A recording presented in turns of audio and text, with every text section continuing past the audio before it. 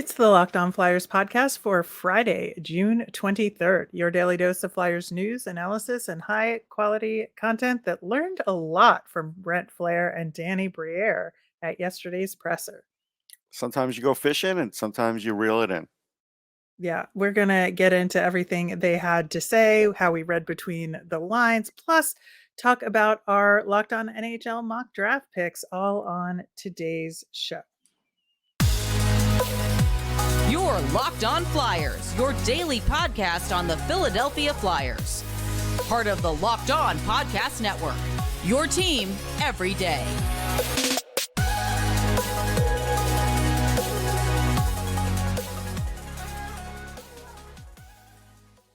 Hey there. Thanks for making Locked On Flyers your first listen every day. I am Rachel Donner. You can find me on Twitter at rmiriam. I'm here as always with Russ Cohen, who is on Twitter at Sportsology. Download the Game Time app, create an account, and use the code LOCKEDONNHL for $20 off your first purchase. You can subscribe or follow us for free over on YouTube or on the SiriusXM app. Anywhere you listen to podcasts, you'll get our latest episode as soon as it's available here on the Locked On Podcast Network, your team every day. Russ, before we dig into that pre-draft press conference, the Flyers dropped their preseason schedule.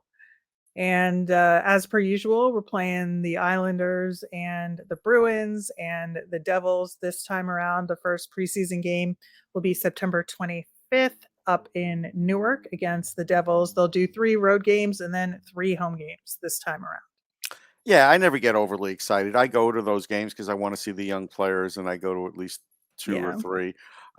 Happy that there isn't one on my birthday. That's good news. A lot of times there is. Yeah, well, we'll have to mark that on our calendars and celebrate accordingly. Other bits of news, Ottawa is going to be hosting the World Juniors in 2025, a little closer to home. It's in Sweden next year. I'll go to the 2025 because that's an easy drive for me. Yeah, Ottawa's definitely reasonable distance.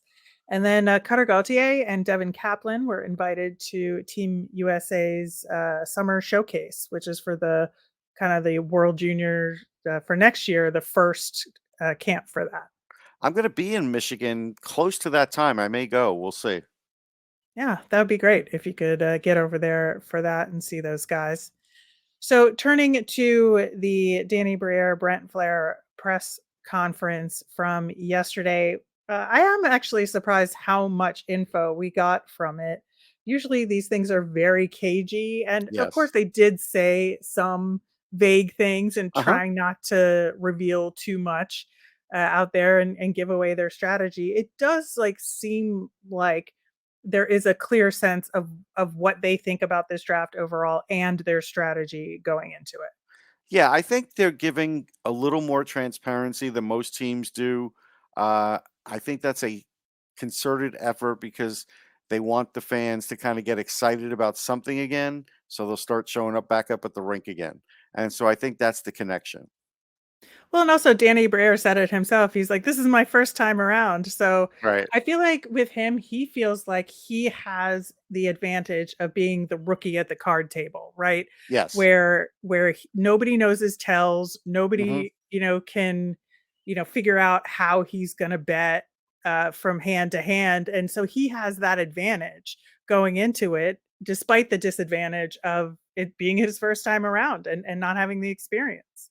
Yeah, he's a little bit of a wild card. I mean, you can figure out because this Flyers draft crew has been together a long time that how they operate, but yeah, he could maybe shake that up a bit. Yeah, I think so. Just talking about what they said about the draft overall, when asked, is this a stronger than average draft? Do they really believe in the depth of it? And, Brent and Danny basically said, well, there's complexity to it. There's layers to it. But they were very clear that it was not a deep draft for defensemen, which is true. But I think it was good to hear them say it. Yeah, and I think there's a caveat there. I don't think it's a deep draft for top pairing defensemen. I do think there's plenty of, second pairing and third pairing defensemen. I think there are. So, we'll see what happens with that. But I think the other thing that's important there was how they talked about risk versus reward. Hmm. Right, and what they thought it was worth taking a risk on versus not, and Brent talked about it more in detail, but it seemed like Danny was on board with that in terms of they're not gonna take a risk on somebody that's maybe doesn't have the character they're looking for or the compete that they're looking for, but if somebody isn't as strong as they would have liked or they've got some skating skills to work on or something that's fixable, they will absolutely take that risk, and I thought that was a clear definition, and it was good to hear from them. Just Yeah, at I least know mean, what they're saying, you know? right, right. No, and I think that's good. I mean, the Flyers. Look, the teams that have a lot of money can't do anything about it with the cap, but they can do things about it in the front office, with player development, with other skills coaches, with all those kinds of things. They can load up on that, and they should load up on that. And I feel like, that's where they can maybe, start making some gains. And you can see Briere's focused on that, and we'll see. Yeah, I think, that is just a key distinction there that I think is important to know, about what their thought process is. And I think that, the other thing that they talked a little bit about is, are they gonna make another deal or add any additional picks, going into the draft? And they were asked about Kevin Hayes specifically, and, Danny said, "Nothing's changed, we value him."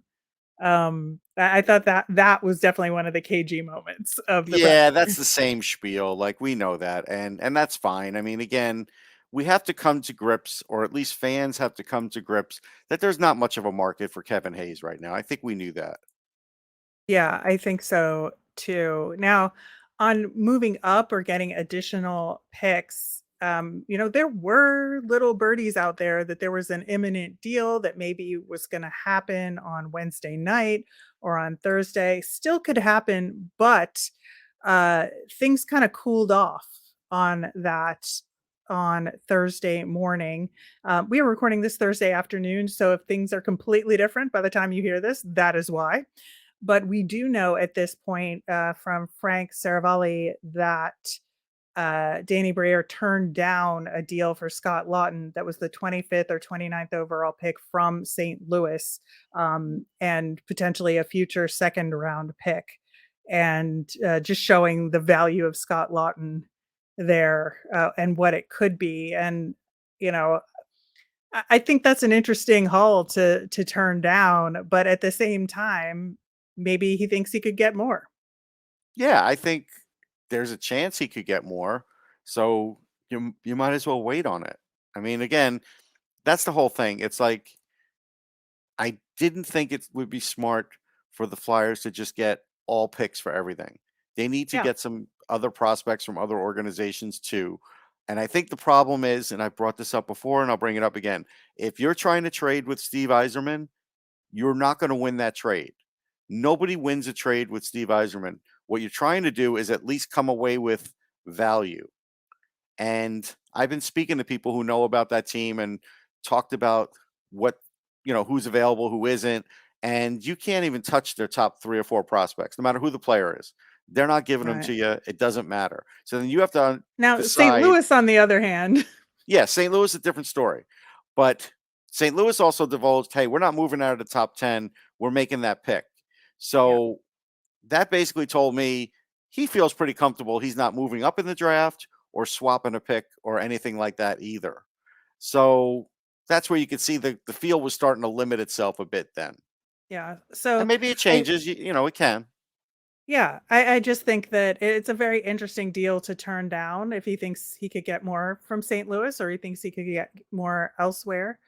I think that also Scott Lawton is a pretty valuable player to the He is. Flyers and the future. And And they if they're might want to gonna, keep him around. They might want to yeah, make him captain. I mean, that's all considerations. yeah. So again, we'll see, and we'll keep up with that story as it progresses, if anything changes. Because they did say if there's a chance to add between the 22nd pick and the 87th overall pick, which is the gap right now, they're certainly going to try. Yeah. Oh, yeah. No question. So I think that there will be definitely some dialogue happening. Danny Briere said, people are returning my calls now. So I Yeah, think, there's for the rest of this week there'll be calls, and then everybody will sort of shelve it, and then there'll be discussions on the draft floor again, mhm. and you see if something comes of it there. Yeah. All right. We have a lot more to talk about. We're going to discuss the specific player list they have and selection philosophy, Matvei Michkov, and some more reading between the lines coming up next. Today's episode is brought to you by Bird Dogs. I look better and feel great wearing Bird Dog shorts and pants. I didn't wear them to the press conference. Their stretchy fabric makes my legs look great and they're comfier than any other shorts or pants, but I do wear them all the time. I like wearing them on dog walks. I like wearing them doing yard work. I do like wearing them going to a ball game. Anything for long-term use, the anti-sweat wicking is really good. Go to birddogs.com/LockedOnNHL and enter the promo code LockedOnNHL for a free Yeti style tumbler with your order. That's birddogs.com/LockedOnNHL for a free Yeti style tumbler. You won't want to take off your bird dogs, we promise you. We've got so much to talk about going into next week with the draft. So stay tuned for our full draft coverage, including reports from the scene from Russ, who will be there. I will be there.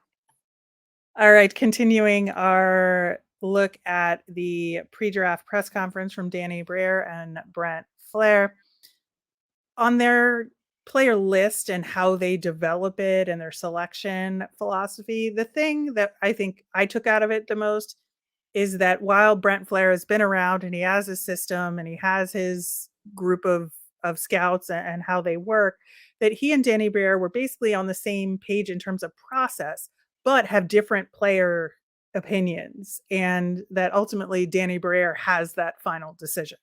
Yeah. So I think, he's letting this scouting group do their thing and he's keeping up with it himself, sort of like as a backup. And if he feels like, I don't know if I really like this pick, that's the consensus right now on the table, he's going to be like, you know what, guys, thanks for the info. We're going to go with this. And sometimes, the scouts don't like that. Sometimes the director of scouting doesn't like that, but that's the GM's prerogative. Yeah, and I think the other main thing they were talking about was, what risk are they willing to do at 7 or at 22 because they have the second first round pick in there, and Danny was basically like, "No, we're just gonna do best player available regardless according to their list," which, you can say You could that's what say they would that, but that's always say. yeah. But in terms of not, going by position or any of that, I do believe them to a large degree here, that they're not gonna specifically look for a particular kind of player in either slot. Okay, but so there's two things. First thing is best player available according to their board. Yes. That's the first thing. Second Yep. thing is if all of a sudden, let's just say 3 of the US guys are gone in the first 5 picks and Michkov is still there and some of these other players that we're going to talk about in a minute are still there, that changes their board significantly. And then all of a sudden it's going to change how they pick. Because it won't be best player anymore because their best players have all been taken. And Brett did sort of talk about if that situation happens. He did. He mentioned that briefly. So, and it does happen. Yeah, it absolutely does. The other interesting thing I thought was when they were talking about the US national team development program players and how do they know, because there's so many of them and they play together, like which are the ones that are the quality players versus which are maybe benefiting from playing with those other guys. And I thought actually what Brent said was pretty smart. He's like, "Oh, we watch them as they play on other lines, and we have enough data to tell, what is the case there." And I believe that 100% because we've done the same thing. Yeah, except you can't do it for Gabe Perreault. Even at the All American Prospects game, he took like 1 shift, maybe 2 without that line. In the last 2 years, for me trying to watch him, he's been with that line the whole time, everywhere, even in those All Star games. Uh, Now, if you go back 3 years, sure, but then going back 3 years on any player is a little dangerous. So that's where he was a little cagey about Gabe Perreault. He didn't want to say. Yeah. Now, which I took it as, we're not going to take a risk on Gabe Perreault, Correct. especially at 7th overall, maybe at Right. 22 if he's Right. still there, Right. which I think is the right answer. So It I is. will take it. And that, they're 90% of the way done their list. They had their final meetings after the combine in Buffalo, and then some more this past week. And they've continued to have battles, especially as the list goes Yeah, further in that's the rounds. normal. Pretty typical, right? All normal. Now, when they talked about Matvei Michkov, because they were asked about it multiple times, Danny seemed to indicate that they have a meeting with him, or they're pretty sure they have a meeting with him in place. No, that's I asked the question. I got the first question in on Michkov, and he said that yeah, because I re-listened to it, uh, and they're very hopeful they'll have that meeting. So they must have some indication he's going to meet with them. That was the vibe I got, and that's why I didn't give a follow up because that's at that moment that's all I needed to know. Yeah, and I thought it was good the way they talked about having done their homework on him in terms Mhm. of talking to teammates and coaches, and that they have contacts there that they're able to do the kind of research that they need, and that an interview will really just confirm or deny what they already know. Right, right, and that's fine. But that's good that they're in on it. That's all you need to know on that one. Yep. Now, there was some more reading between the lines that happened. Russ, you asked an excellent question about this draft and the WHL, and noted that Brent did not bring up the name of Zach Benson. Who's the third leading scorer in the league. Kind of hard to not mention a guy who had almost 100 points. So I don't think he made a mistake there.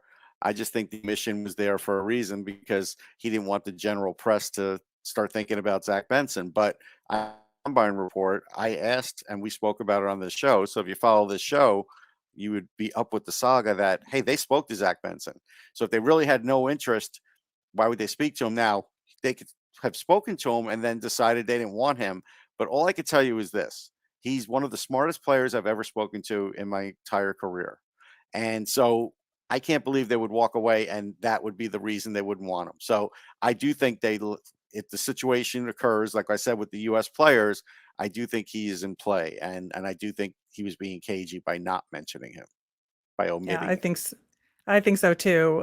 One positive out of that also was that they mentioned goaltending, which we have not heard from them as of yet in And any that's what I of the was hoping to communication. spark, was to get some player names, and I did.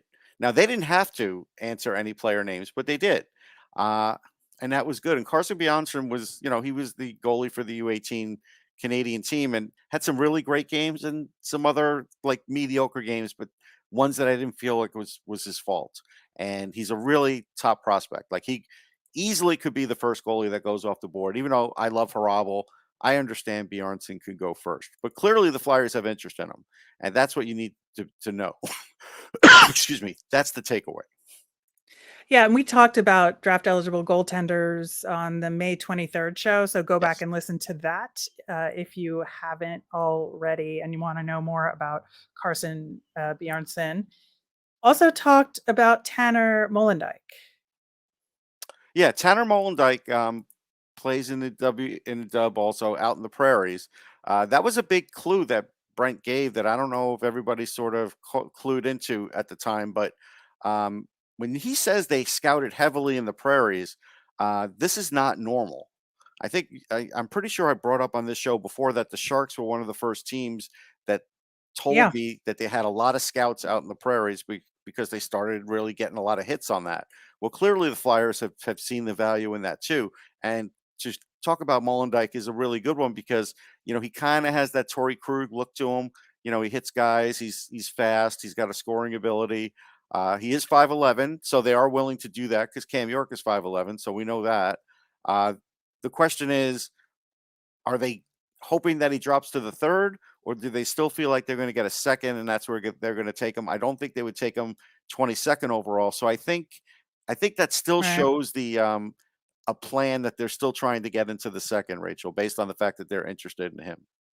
Yeah, a lot of the names were kind of second round Yes. eligible people, and so it does really indicate that. They also mentioned Samuel Hanzak of the Vancouver Giants.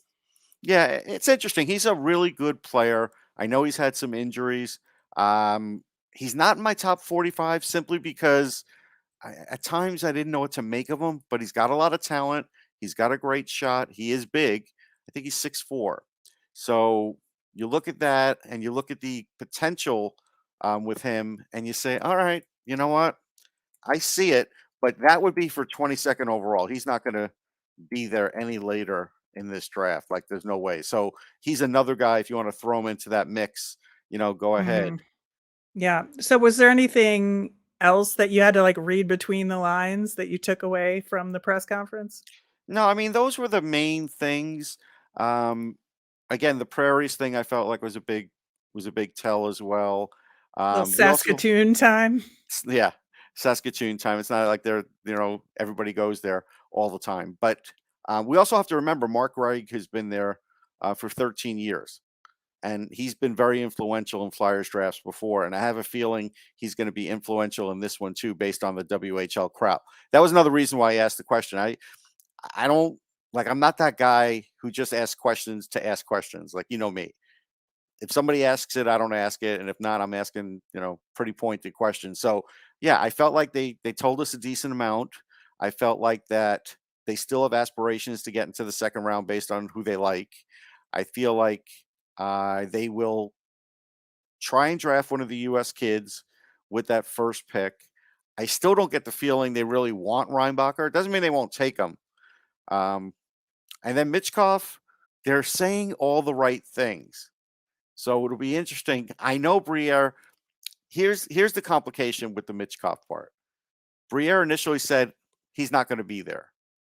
So I think that's his hope in a way, That because he otherwise doesn't have to make the he has to make the decision. decision, because this Yeah. could be a hell of a decision. Like right away, this could be like a massive decision that could affect the team for the next 10 years based on what you do. And, and there's a lot of good talent in this draft, but we've talked about it. If Michkov's there, you have to run up and take him. You can't go with anybody else. If you do, chances are you're going to lose in that battle. Yeah. I Now, think and so you too. asked something very pointed of me, like, does Michkov really check off all those boxes that Brent's talking about? No, he doesn't. He checks off a lot of them, and Yeah. that's enough. Because again, I go back to someone like Pavel Bure. Would he check off all those boxes? Like, really? No, but he could fill the He's net. Pavel Briere. Yeah, it didn't matter. It did not. All So right. Yeah, so much time between now and the draft. I feel like anything can happen as far as moves and whatnot. things are So coming more into focus, though, don't you feel? yeah, absolutely. Absolutely. I feel that. And that presser kind of really helped solidify a lot of things for me. But in the meantime, we did have the Locked On NHL mock draft with all of the hosts from around the league, and we'll get to what our picks were and why coming up next. Today's episode is brought to you by Game Time. Buying tickets to your favorite events shouldn't be stressful. Game Time is the fast and easy way to buy tickets for all the sports, music, comedy, and theater near you. With killer deals on last minute tickets and their best price guarantee, you can stop stressing over the tickets and start getting hyped for the fun you'll have. My favorite part of the Game Time app is it's great for getting notified about those last minute tickets and flash deals. Plus, you can get those all important views from your seats. The Game Time guarantee means you'll always get the best price. If you find tickets in the same section and row for less, Game Time will credit you 110% of the difference. Also, tickets are sent directly to your phone, so you'll never have to dig through emails. Snag the tickets without the stress with Game Time. Download the Game Time app, create an account, and use the code LOCKEDONNHL for $20 off your first purchase. Terms apply. Again, create that account and redeem with the code LOCKEDONNHL for $20 off. Download Game Time today. Last minute tickets, lowest price, guaranteed. Okay, so the Locked On NHL mock draft, Russ, was quite an adventure, I must say. Oh yeah. In terms of the process and being, I think I would say, generally surprised Hmm. by a lot of the picks. Now obviously not in the top 2 or 3, like those were pretty clear, but as the mock draft continued, our fellow hosts from around the Locked On NHL family gave us some surprises and a little peek behind the curtain. We did have to redo the bottom part of the draft once the Flyers acquired that 22nd overall pick, and A we lot were of hosts very happy. hated us after that. They did, but we were very happy to redo some work in order to make it more accurate for y'all out there. And so by now, if you have seen our YouTube feed or checked out our Instagram account, you will know that we selected seventh overall Ryan Leonard based on the picks so far. And I really felt like there was no other option here, that was the most Flyers pick possible. If you look at who was already off the table, Michkov was off the table, Will Smith was off the table, Dvorsky was off the table. Now, Benson was still available, Moore was still available, but we were just thinking, trying to put our heads in the heads of the Philadelphia Flyers, and we said, I think Ryan Leonard would be, too big of an opportunity to pass up for them. Yeah, I think in that circumstance, they would take Leonard then Moore than Benson. He did mention how Moore could be a first line center in any other draft.